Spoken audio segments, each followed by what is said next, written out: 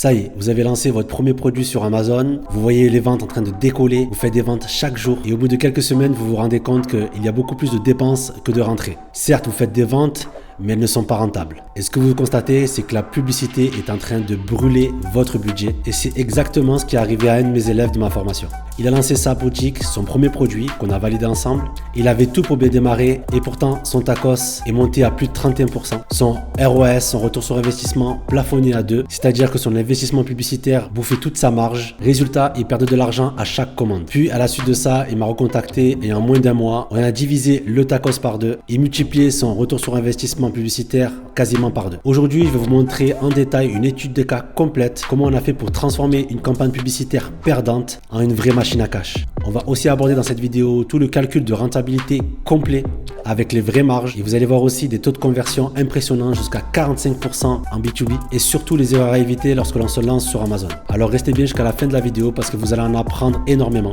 Je vais tout vous montrer, les chiffres, les datas et si vous faites du private label sur Amazon et que vous utilisez la publicité, ça va sûrement vous faire gagner énormément de temps et d'argent. C'est parti!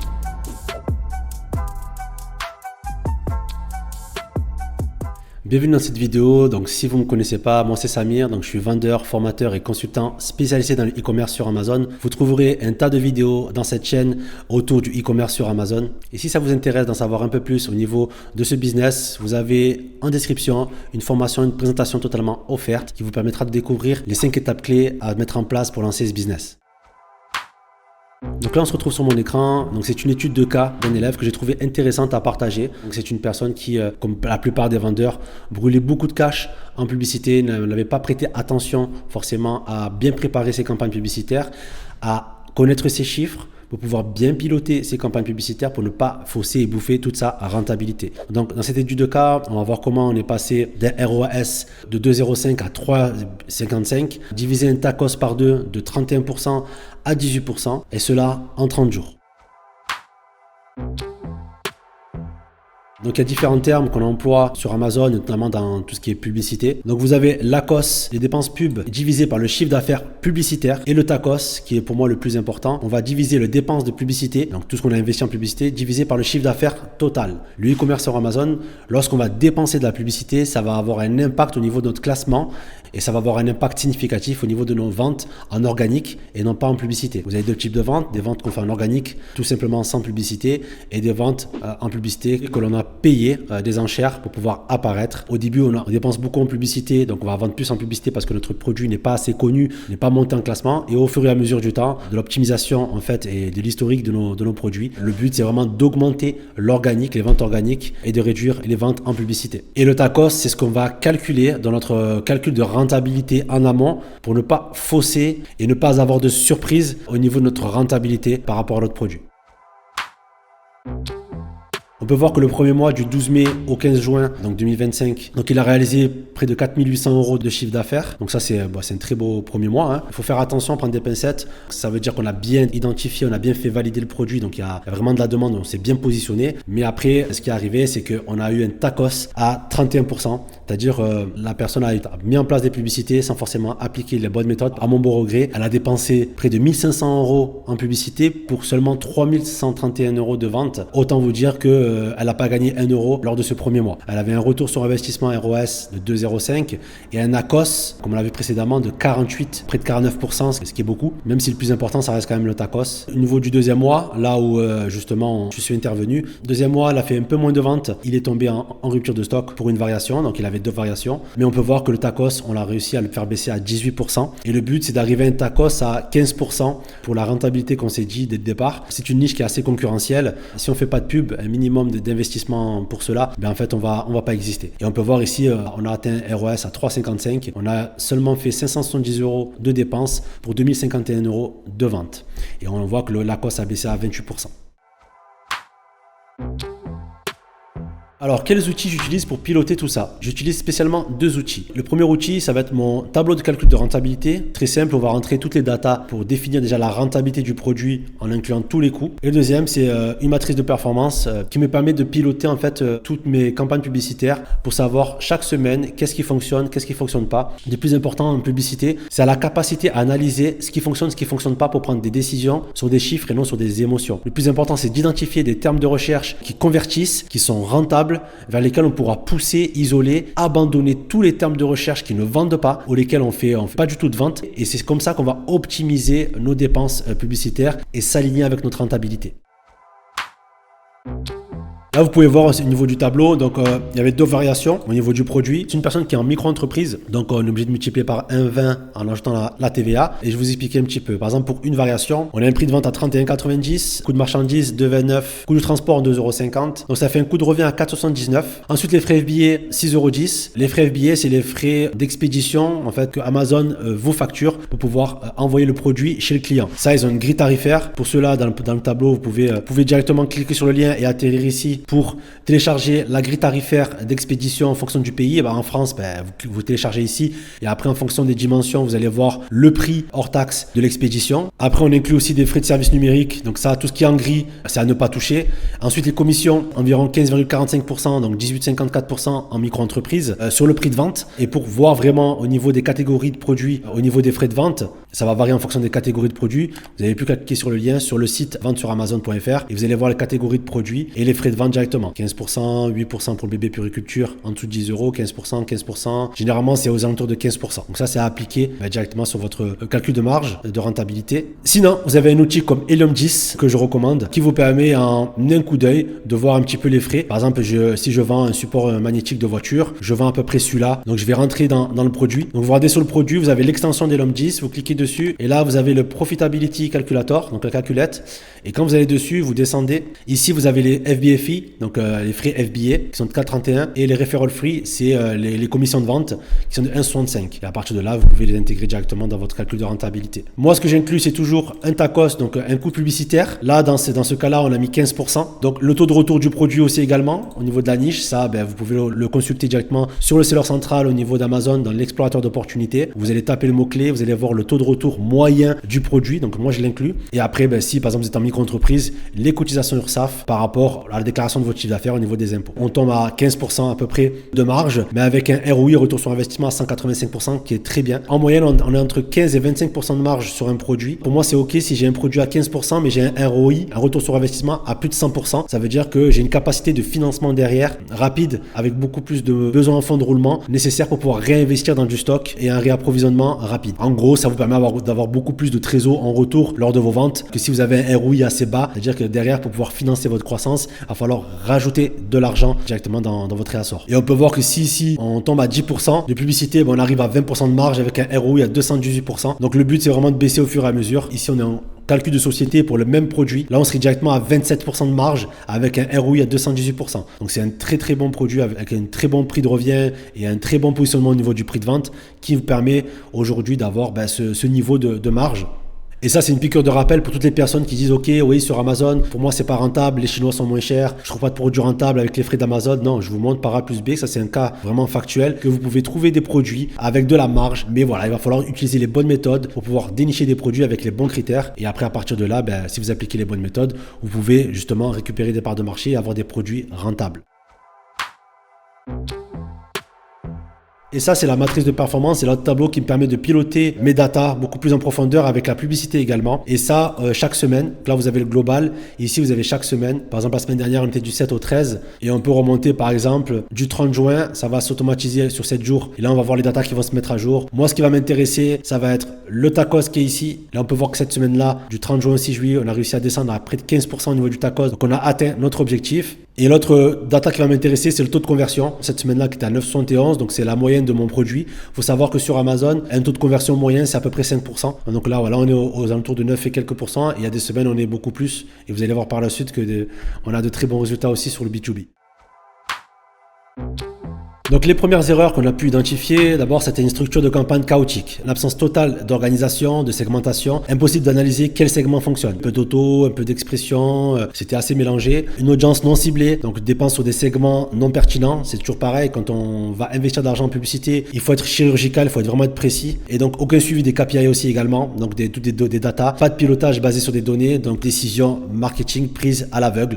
On avance au doigt mouillé sans forcément avoir de phare pour nous éclairer par rapport à nos décisions. Donc l'impact financier, ça a été quoi? 42% du budget publicitaire dans des dépenses inutiles, moins 8% de marge réelle, perte à chaque vente, plus 58% de hausse de coûts, 31% de TACOS qui est assez haut et un ROAS, retour sur investissement 2,05 qui est vraiment moyen. 1500 euros de dépenses publicité pour 3000 euros de vente. Si on inclut le coût du revenu du produit, les frais d'Amazon, etc., ben on n'est pas rentable. Donc la conséquence, c'est que le produit est strictement déficitaire malgré un bon potentiel. Sans intervention stratégique, il ne sera jamais rentable, peu importe le volume de vente. Donc pour en revenir, vraiment ce qui est important à retenir, c'est que vous pouvez avoir un bon produit, un bon positionnement, mais si derrière vous ne maîtrisez pas vos chiffres, si vous ne maîtrisez pas la pub, ben vous allez droit dans le mur. Et ça, je peux parler en connaissance de cause. Des fois, j'accompagne des entreprises qui font plusieurs centaines de milliers d'euros de chiffre d'affaires mensuel et je peux vous dire que des fois, quand on fait un audit, on se rend compte souvent qu'il y a beaucoup de produits qui ne sont pas forcément rentables parce qu'il n'y a pas une compétence au niveau de l'analyse des data et un pilotage au niveau des chiffres. Je suis intervenu entre la semaine 5 et la semaine 6, donc à partir du 9 juin, où là, j'ai fait une reprise en main complète des campagnes publicitaires, segmenter les différentes campagnes, donc création d'une structure organisée avec des objectifs et des audiences ciblées. Je ne vais pas rentrer dans les détails au niveau des différentes structures. Si vous voulez en savoir plus sur tout ce qui est publicité et les différentes structures à adopter, je vous renvoie à cette vidéo qui va s'afficher, qui vous permettra de comprendre comment fonctionne la publicité, quelles sont les différentes structures à mettre en place pour pouvoir être rentable.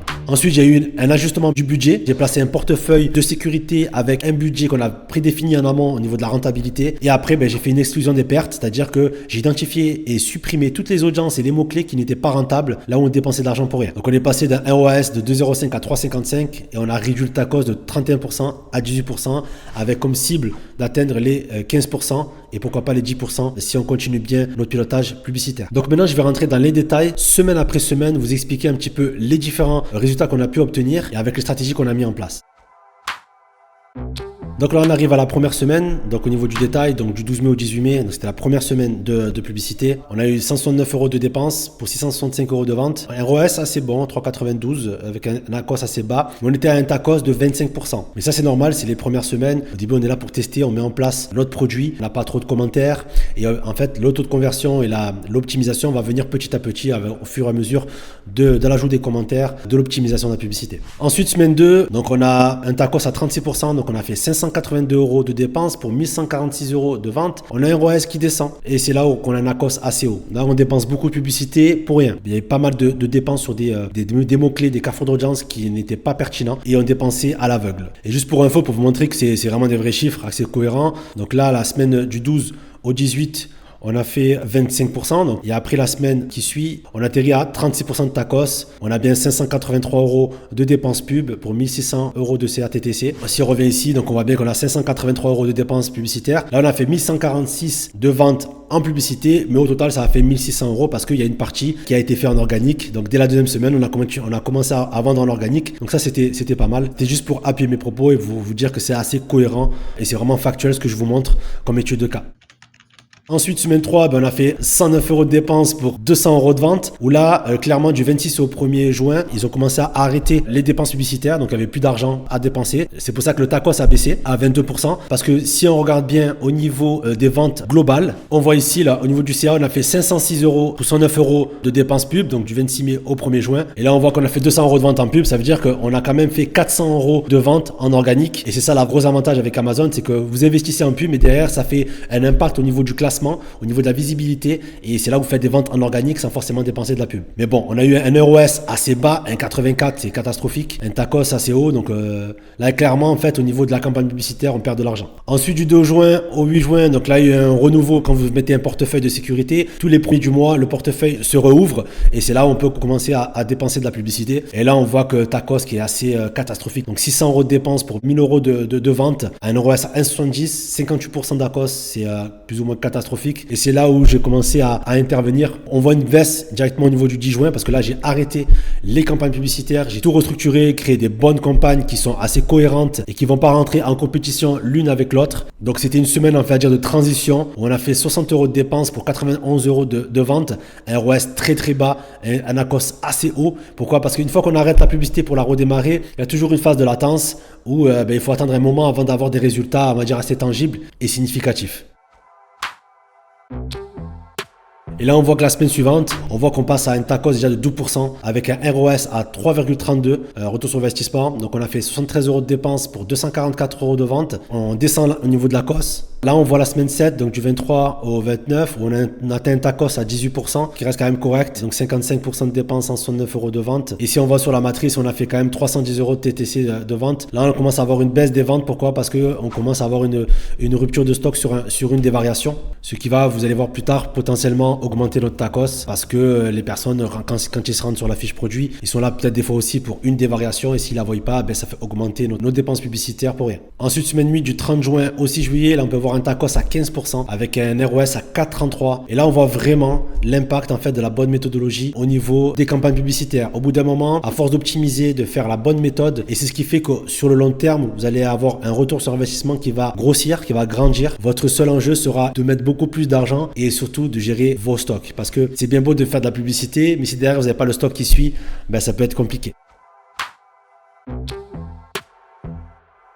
La semaine dernière, alors je tourne cette vidéo, du 7 au 13, on est remonté à 31% d'ACOS. Pourquoi? Parce qu'il y a une rupture de stock qui était la variation phare. On reste quand même avec un ROS assez haut, un ACOS plus ou moins bas. Donc même si on est ACOS à 31%, parce que là il y a une rupture de stock d'une variation, on a quand même des résultats assez corrects. Là on voit clairement que le taux de conversion a baissé. Donc on est à peu près à 7%, alors que d'habitude on est entre 9 et 10%. Parce que là clairement on voit qu'il manque une variation. Donc les gens se rendent à la fiche produit, forcément on n'achète pas. Et c'est ce qui fait baisser le taux de conversion. Et juste pour rappel, le taux de conversion, c'est quoi? C'est par exemple si 100 personnes viennent sur votre fiche produit, si 10 personnes achètent, vous avez un taux de conversion de 10%. Il faut savoir qu'en moyenne, le taux de conversion sur Amazon, c'est aux alentours des 5% pour une fiche moyenne. Généralement, si vous faites vraiment le taf, on est minimum à 10%, des fois on peut monter même à des 20-25%. Mais après, dans le e-commerce en général, dans un site e-commerce classique, il faut savoir que le taux de conversion est aux alentours entre 1 et 2-3% maximum pour les cas d'or. Donc c'est la différence entre le e-commerce sur Amazon, parce que les gens ont confiance en Amazon, ils sont beaucoup plus enclins à acheter vos produits grâce à ce biais de confiance.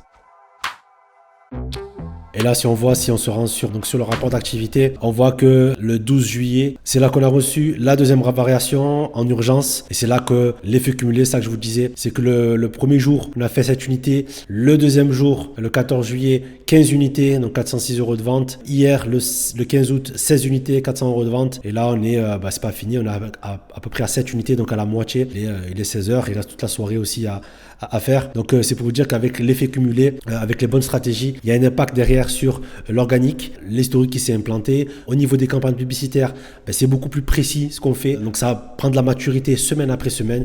Et c'est ce qui fait qu'après derrière, lorsqu'on a des réapprovisionnements de stock, on repart pas de zéro, mais on a de la data tangible pour pouvoir donner à manger à Amazon pour qu'ils puissent nous placer, nous rendre visibles dans les termes de recherche qui sont rentables pour nous.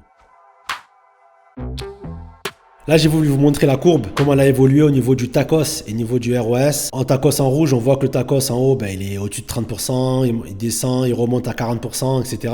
Et nous, notre but, c'est vraiment d'atteindre entre 10 et 15%, de rester dans cette moyenne-là. Et on peut voir petit à petit, le TACOS est redescendu là. On voit bien entre la semaine 5 et la semaine 6 là. Et on voit que la courbe, elle remonte petit à petit, surtout au niveau du ROS. Et elle est haussière. Elle n'est plus en dents de scie. Donc là, on a eu une hausse du TACOS à 31%. Pourquoi? Parce qu'il y a eu la rupture de stock. Mais sinon, notre but, c'est vraiment d'atteindre cette moyenne-là ici à 10% pour garder notre marge et faire des sous tout simplement. Et on voit vraiment que le retour sur investissement, le ROS de la publicité a vraiment augmenté. Juste à titre d'exemple, par exemple, un ROS de 3, ça veut dire que vous mettez 1 € en pub, derrière, vous dégagez 3 €.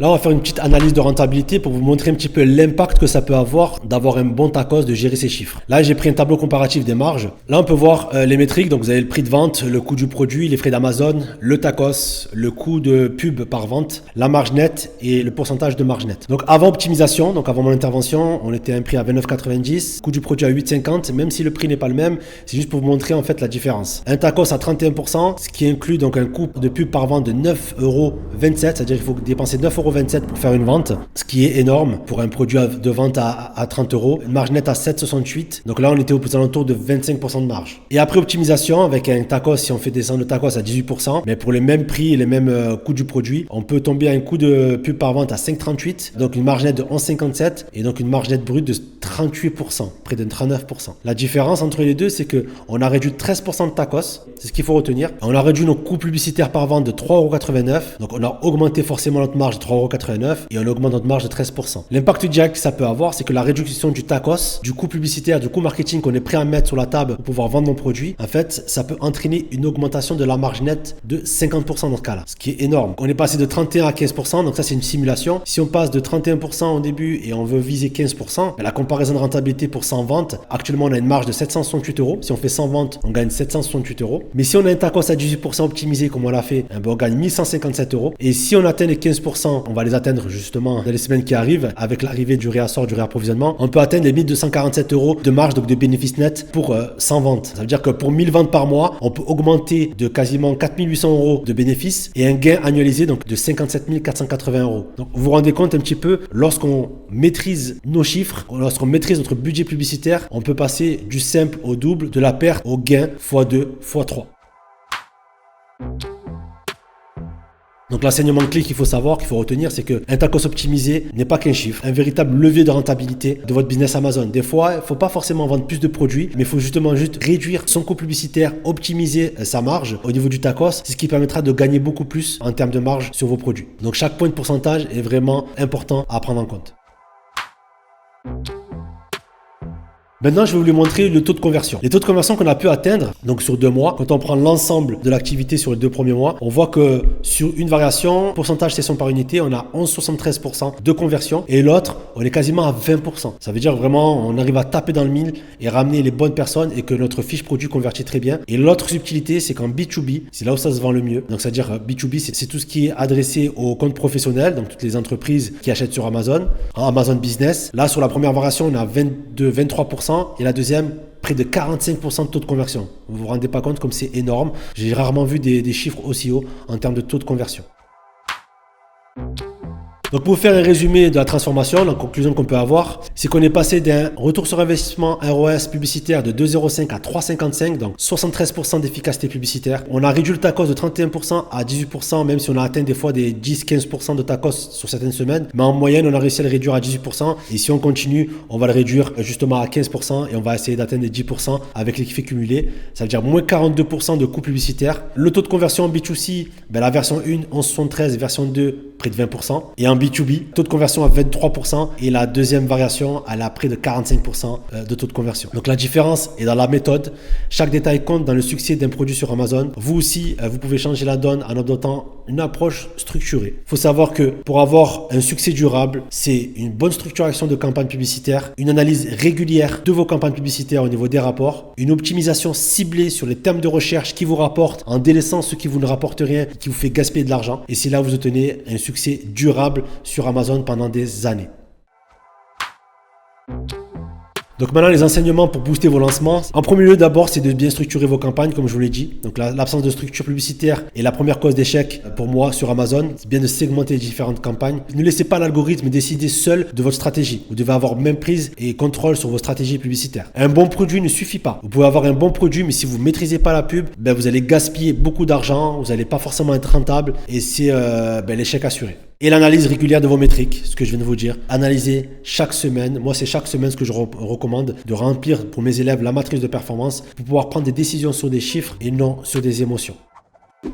Donc pour retenir, structuration des campagnes, optimisation et analyse régulière. Voilà, on arrive au bout de cette vidéo. Voilà, j'espère que cette étude de cas vous aura inspiré, vous aura plu. Vous allez pu comprendre un petit peu par où on est passé, quelles sont les différentes étapes à mettre en place pour pouvoir structurer vos campagnes, comment analyser les datas et retenir surtout que c'est la data qui gouverne sur Amazon et ce non pas les émotions ni le doigt mouillé. Et c'est vraiment le succès des boutiques sur Amazon que je rencontre lorsque j'échange avec des vendeurs sur Amazon. Voilà, si vous êtes intéressé pour qu'on s'occupe directement de vos campagne publicitaire de votre compte publicitaire sur Amazon. Vous avez un lien en description ici, vous pouvez prendre un appel, c'est totalement gratuit, ça nous permettra de comprendre un petit peu où vous en êtes et voir si nous, on peut vous apporter quelque chose, si on peut vous aider à améliorer et optimiser comme cette étude de cas que je vais vous montrer au niveau d'un élève qu'on a accompagné.